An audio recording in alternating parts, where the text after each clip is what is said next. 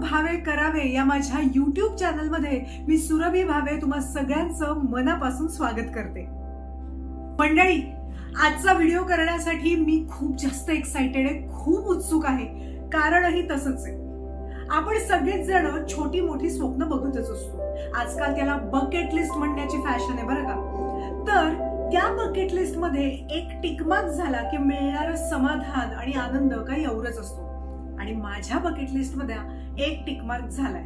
Yes, scuba diving म्हणजे समुद्राच्या तळाशी असलेलं जग एक्सप्लोर करणं याला स्कुबा डायव्हिंग असं म्हणतात. मी ते कुठे केलं, काय केलं, त्याच्यात असणारे नियम, त्याच्या असणाऱ्या अटी, त्याची असणारी किंमत या सगळ्यांबद्दलचा डिटेल व्हिडिओ आज मी तुमच्या बरोबर शेअर करणार आहे. चला तर जाणून घेऊया समुद्राच्या तळाशी काय काय घडलंय आणि ते बघण्यासाठी आपल्याला काय काय तयारी करावी लागते. चला मंडळी, गेली अनेक वर्ष स्कुबा डायव्हिंग करणं हे माझ्या बकेट लिस्ट मध्ये तर होतच. पण मला असं वाटायचं की त्यासाठी मला परदेशात जावं लागेल किंवा महाराष्ट्राच्या बाहेर कुठेतरी जावं लागेल. पण माझं स्कुबा डायव्हिंगचं स्वप्न पूर्ण झालंय कोकणात. येस, मालवण पासून तारकर्ली नावाचं जे जवळच असलेलं शहर आहे किंवा छोटंसं गाव आहे, तिथल्या बीचवर महाराष्ट्र राज्य पर्यटन विकास महामंडळाच्या इस्डा म्हणजे Indian institute of scuba diving and aqua sports ह्या संस्थेद्वारा मी माझं स्कुबा डायव्हिंगचं स्वप्न पूर्ण केलं. हो, आणि तो अनुभव इतका कमाल होता की मी काय आणि किती सांगू असं झालंय मला बऱ्याच जणांनी विचारलं की ह्यासाठी स्विमिंग महत्वाचं आहे का, स्विमिंग येणं, पोहता येणं गरजेचं आहे का. तर मला तुम्हाला सांगायला अगदीच आवडेल की स्कुबा डायव्हिंग करण्यासाठी स्विमिंग येणं, पोहायला येणं अजिबात गरजेचं नाही. म्हणजे असं नाही की मला पोहायला येतं म्हणूनच मी स्कुबा करू शकते आणि नाही येत असेल तर मी करू शकणार नाही, असं नाहीये. पण जर का तुम्हाला स्कुबा डायव्हिंगचं इन्स्ट्रक्टर व्हायचं असेल, हा करिअर ऑप्शन म्हणून जर का तुम्ही ह्याच्याकडे बघणार असाल तर पोहायला येणं, स्विमिंग येणं गरजेचं आहे. हो, इस्डामध्ये इस्डाद्वारा जर का तुम्ही स्कुबा डायव्हिंग करणार असाल तर 2 तासांचं स्विमिंग पूलमध्ये योग्य ट्रेनिंग देऊन मगच तुम्हाला समुद्रात जायला अलाउड केलं जातं. तुम्ही असं म्हणाल की मी आता आले, माझ्याकडे फार वेळ नाहीये, मी लगेच समुद्रात उडी मारेन, तसं होणार नाही. इथले इन्स्ट्रक्टर तुम्हाला खूप छान पद्धतीने प्रशिक्षण देतात आणि नंतरच तुम्हाला समुद्रात डाईव्ह करायला परमिशन मिळते. स्विमिंग पूलमध्ये होणाऱ्या ट्रेनिंगमध्ये आपल्याला श्वास कसा घ्यायचा, श्वास कसा सोडायचा, अचानक जर का पाण्याचं प्रेशर आपल्याला जाणवायला लागलं, नाकात पाणी जायला लागलं, तोंडात पाणी जायला लागलं तर काय करायचं, त्याच्यानंतर पाण्यात गेल्यानंतर पाण्याच्या प्रेशरमुळे कानांमध्ये अचानक दडे बसतात तर अशा वेळेला काय करायचं, हातांची साइन सिम्बल लँग्वेज कशी असली पाहिजे, हे असं म्हणजे वरती जायचंय, असं म्हणजे ओके, असं म्हणजे नॉट ओके, ह्याबद्दल इत्यंभूत माहिती मिळते आपल्याला. आणि त्याच्यानंतर आपण कोणती उपकरणं वापरणार आहोत, काय ड्रेस वापरणार आहोत, त्या कॉस्ट्युमला काय म्हणतात, मागे जो ऑक्सिजन सिलेंडर असतो तो कसा लावायचा, ह्या सगळ्याबद्दल आपल्याला इतकी कमाल माहिती आणि ट्रेन केलं जातं की आपल्याला भीती नाही वाटत, पण उत्सुकता वाढते की कधी एकदा मी हे ट्रेनिंग घेऊन कधी एकदा समुद्रामध्ये मी डाईव्ह मारते. संपूर्ण व्यवस्थित ट्रेनिंग घेऊन जेव्हा माझ्या इन्स्ट्रक्टरला कॉन्फिडन्स आला की हो, मी आता समुद्रामध्ये डाईव्ह मारायला रेडी आहे, त्याच वेळेला आम्ही निघालो समुद्रात डाईव्ह मारायला. खरं सांगू, त्या बोटीने जात असताना समुद्राला अथांग का म्हणतात याची प्रचिती येते.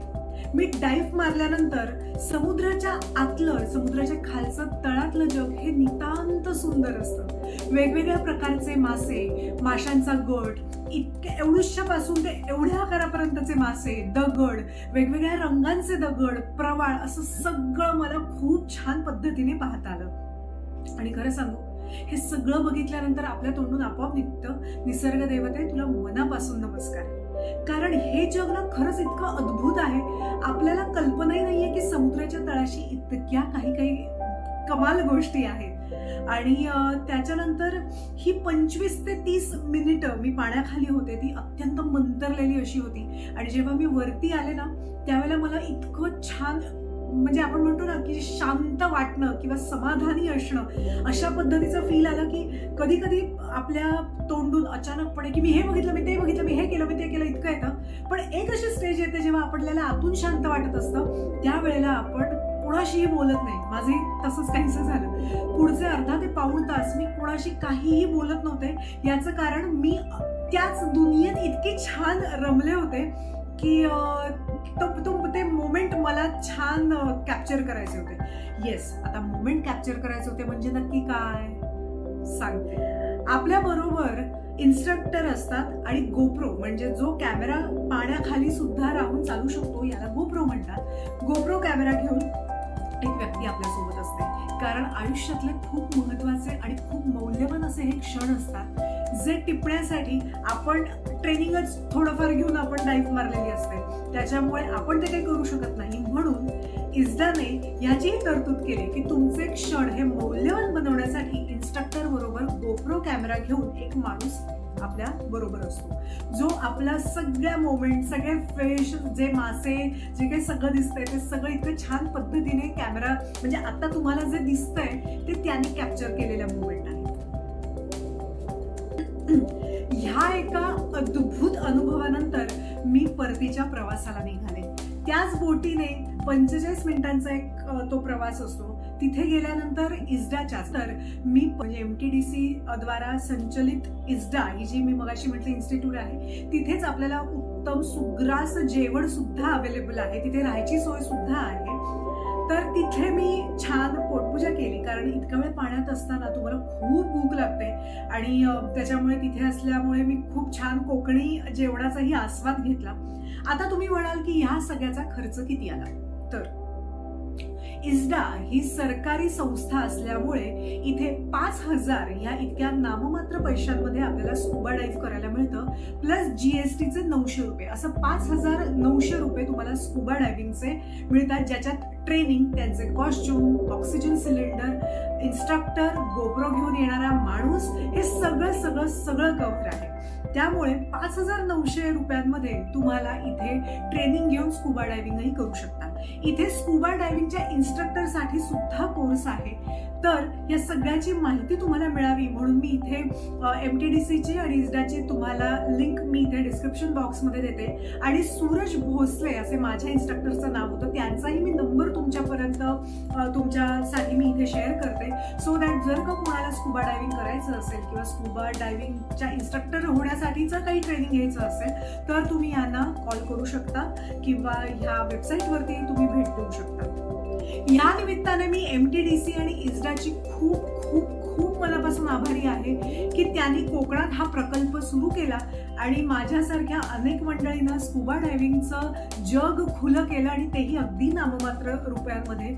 आणि खूप कमाल ट्रेनिंग देऊन आपल्याला सगळ्या बाजू व्यवस्थित समजावून ते आपल्याला पाण्यात उतरायला सांगतात. So thank you so much Maharashtra राज्य पर्यटन विकास मंडळ. आणि हो, कुठेही परदेशी जायची गरज नाहीये, कुठेही महाराष्ट्राच्या बाहेर जायची गरज नाहीये, कारण यावा कोकण आपलाच असा. तर मंडळी, आजचा हा व्हिडिओ तुम्हाला नक्कीच छान वाटला असेल, नक्कीच लाभदायी ठरेल.